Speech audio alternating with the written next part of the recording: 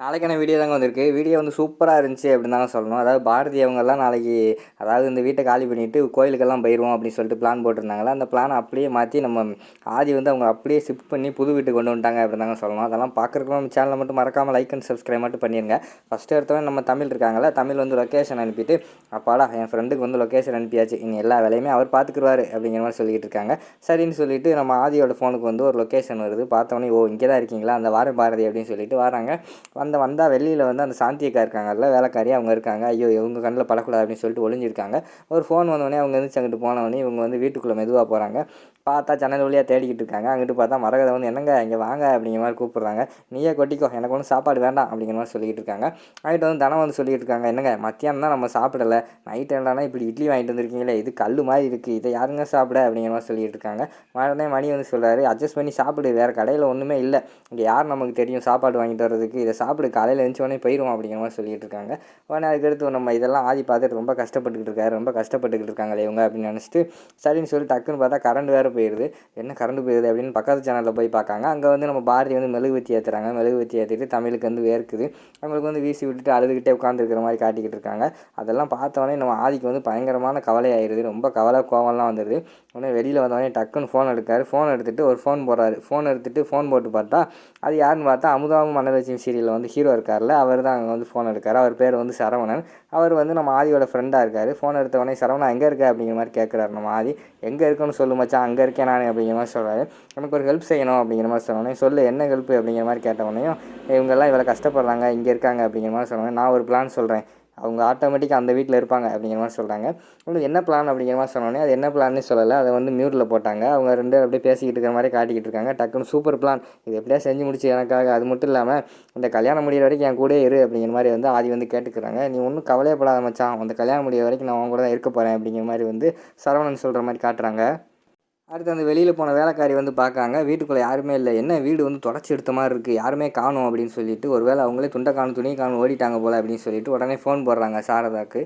Phone போட்டு அம்மா எங்கள் வீட்டில் யாருமே இல்லை, எல்லாருமே போயிட்டாங்கம்மா அப்படிங்கிற மாதிரி சொல்கிறாங்க. போயிட்டாங்களா அப்படிங்கிற மாதிரி சொல்லிட்டு எல்லாருமே சந்தோஷப்பட்டுக்கிட்டு இருக்காங்க. அங்கிட்ட அறிவு ஸ்வேதா எல்லாருமே பயங்கரமான ஹாப்பியாக இருக்காங்க குடும்பத்தில். நல்ல வேலை தொல்லை ஒழிஞ்சது அப்படின்னு சொல்லி சந்தோஷமாக இருக்காங்க. இந்த விஷயத்தை வந்து ஆதிக்கிட்ட சொல்லணும்னு சொல்லிட்டு ஆதியை கூப்பிட்டு சொல்கிறாங்க.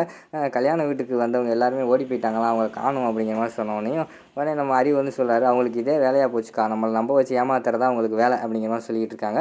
இங்கிட்டு பார்த்தா நம்ம இவங்க இருக்காங்கல்ல, ஏகாம்பரம் வந்து சொல்கிறார், அண்ணி நான் முதலே சொன்னேன் இந்த இந்த இந்த சம்மந்தம் வந்து நமக்கெல்லாம் சரிப்பட்டு வராதுன்னு, பார்த்தீங்களா நம்ம எப்படி அவமானப்படுத்துகிறாங்கன்னு, கல்யாண ஏற்பாடெல்லாம் பண்ணியாச்சு, இதுக்கப்புறம் வந்து அவங்க வந்து பொண்ணு எல்லாருமே ஓடி போயிட்டாங்க, ஆதிக்கு வேறு கையில் காப்பெல்லாம் கட்டியாச்சு அப்படிங்கிற மாதிரி சொல்லிகிட்டு இருக்காங்க தெரியாத மாதிரி. ஆனால் ஆதிக்கு எல்லா விஷயமே தெரியுமில்ல, ஆதி வந்து கேஷுவலாக இருக்கார். ஆதி வந்து நீங்கள் உங்களுக்கு வந்த இன்ஃபர்மேஷன் வந்து தப்புன்னு நினைக்குமாமா அப்படிங்கிற மாதிரி சொல்கிறாங்க. உடனே அறிவு வந்து என்ன மாப்பிள்ள உண்மையை தான் சொல்கிறாங்க, அங்கே யாருமே இல்லையா ஃபோன் போட்டாங்க அப்படிங்கிற மாதிரி சொன்னோன்னே, இல்லையே நான் ஃபோன் போட்டு வேணால் கேட்குறேன், அவங்க அந்த நீங்கள் எங்கே வச்சிங்களோ அங்கே தான் இருக்காங்கன்னு நினைக்கிறேன் அப்படிங்கிற மாதிரி சொல்லிவிட்டு அவர் ஃபோன் போடுற மாதிரி காட்டுறாரு. ஆனால் அவங்க பேசுகிறத காட்டலை. அடுத்த சீனில் டேரெக்டாக வந்து நம்ம பாரதி எல்லாருமே வந்து புது வீட்டில் படுத்து தூங்கிக்கிட்டு இருக்கிற மாதிரி காட்டுறாங்க. டக்குன்னு பார்த்தா நம்ம இவங்க இருக்காங்கல்ல, பாரதி எந்திரிச்சு பார்க்காங்க. எந்திரிச்சு பார்த்தா பயங்கரமான மெத்தை கட்டில் பயங்கரமாக இருக்குது வீடு. எப்படி நம்ம இங்கே வந்தோம், அங்கே தூங்கினோம், இங்கே வந்துட்டோமே அப்படின்னு சொல்லிட்டு தமிழ் சொல்லி தமிழை தேடி வராங்க. அங்கிட்டு பார்த்தா நம்ம தனம் வந்து மரகதத்து மேலே காலை தூக்கி போட்டு தூங்கிட்டு இருக்காங்க. ஏய் காலை எழுதி எந்திரிக்கும் கிளம்புவோம் அப்படிங்கிற மாதிரி சொல்லிட்டு இருக்காங்க. அம்மா பயங்கரமான தூக்கம்மா அப்படிங்கிற மாதிரி சொல்லிட்டு எதையும் பார்க்காங்க. ஏசி ரூம்பு, என்னடி இங்கே இருக்கோம், நம்ம அந்த வீட்டில் இருந்தோமே அப்படின்னு சொல்லிட்டு ரெண்டு பேரும் திகச்சு பார்த்துக்கிட்டு இருக்காங்க. தனம் வந்து டக்குன்னு மரகதத்தை கிள்ளி பார்க்காங்க. என்னடி கிள்ற அப்படிங்கிற மாதிரி மரகதம் கேட்காங்க. இல்லைம்மா உண்மையாக கனவான்னு பார்த்தேன் அப்படிங்கிற மாதிரி சொல்லிட்டு இருக்காங்க. அதுக்கு நீ உன் காலை கிள்ளு அப்படிங்கிற மாதிரி சொல்லிவிட்டு அவங்க வெளியில் அவங்க எழுந்துச்சு வராங்க. அங்கிட்டு பார்த்தா இவர் எழுந்துச்சு வராரு. நம்ம இவர் இருக்கார்ல, நம்ம ரத்னம் வந்து எழுந்துச்சு வராரு. என்ன இந்த வீட்டில் இருக்கோம் அப்படின்னு சொல்லிட்டு, ஏமா பாரதி நம்ம நைட்டு அந்த வீட்டில் தூங்கலாம், இந்த வீட்டுக்கு எப்படிமா வந்தோம், உனக்கு ஏதாவது தெரியுமா அப்படிங்கிற மாதிரி கேட்டுக்கிட்டு இருக்காங்க. எனக்கு ஒன்றும் தெரியலையே மாமா, நானே அதான் ஆச்சரியமாக பார்த்துக்கிட்டு இருக்கேன் அப்படின்னு சொல்லிட்டு அங்கே திரும்பி பார்த்தா தமிழ் வந்து எனக்குள்ளே உட்காந்து பால் குடிச்சிக்கிட்டு இருக்கிற மாதிரி காட்டுறாங்க. எல்லாருமே வந்து தமிழ்கிட்ட தமிழ் என்ன குடிக்க அப்படிங்கிற மாதிரி கேட்காங்க. ஹார்லிக்ஸ் குடிச்சிக்கிட்டு இருக்கேன் அப்படிங்கிற மாதிரி சொல்கிறாங்க. ஹார்லிக்ஸ் எல்லாம் உனக்கு யார் போட்டு கொடுத்தா அப்படிங்கிற மாதிரி கேட்காங்க. டக்கு ரெண்டு வேலையாள் வராங்க. அம்மா நான் தான்மா போட்டு கொடுத்தேன், எல்லாருமே போய் குளிச்சுட்டு வாங்க, உங்களுக்கு சாப்பாடெல்லாம் ரெடியாக இருக்குது அப்படிங்கிற மாதிரி சொல்கிறாங்க. என்ன சாப்பாடு, உரப்பான சாம்பாரும் என்ன வச்சுருக்கீங்க அப்படிங்கிற மாதிரி தனம் வந்து கிண்டல் பண்ணுறாங்க. இல்லைம்மா அவங்களுக்கு இட்லி பூரி பொங்கல் வடை 3 வகையான சட்னி எல்லாமே இருக்குது, அதுக்கடுத்து உங்களுக்கு என்ன தேவைன்னு சொல்லுங்கள், அதையும் செய்கிறதுக்கு ரெடியாக இருக்கும் அப்படின்னு அந்த வேலைக்காரர் சொல்கிற மாதிரி காட்டுறாங்க. ஏது நிஜமாக கனவா அப்படின்னு சொல்லிட்டு எல்லாருமே ஆச்சரியமாக பார்த்துக்கிட்டு இருக்கிற மாதிரி காட்டிக்கிட்டு இருக்காங்க.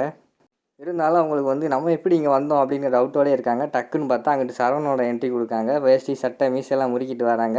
ஒன்றும் கவலைப்படாதீங்க. உங்களோட கேள்விக்கெல்லாம் பதில் என்ட்ட இருக்குது. நான் சொல்கிறேன். அதுக்கு முன்னாடி வந்து நீங்கள் போயிட்டு சாப்பிட்டுட்டு திருப்தியா வாங்க. அதுக்கடுத்து உட்காந்து பேசுவோம் அப்படிங்கிற மாரி சொல்கிறாங்க. தம்பி நீங்கள் செய்கிறதெல்லாம் நல்லது தான் தம்பி. ஆனால் நீங்கள் யாருன்னு தெரிஞ்சுக்கிட்டா நாங்கள் அடுத்து அடுத்து மேற்படி எதுனாலும் செய்வோம்ல அப்படிங்கிற மாரி சொல்கிறாங்க ரத்னம். இப்போ நான் என்ன யார் என்னன்னு தெரிஞ்சுக்கணும் அவ்வளோதானே. நான் வந்து ஆதியோட திக் ஃப்ரெண்டு.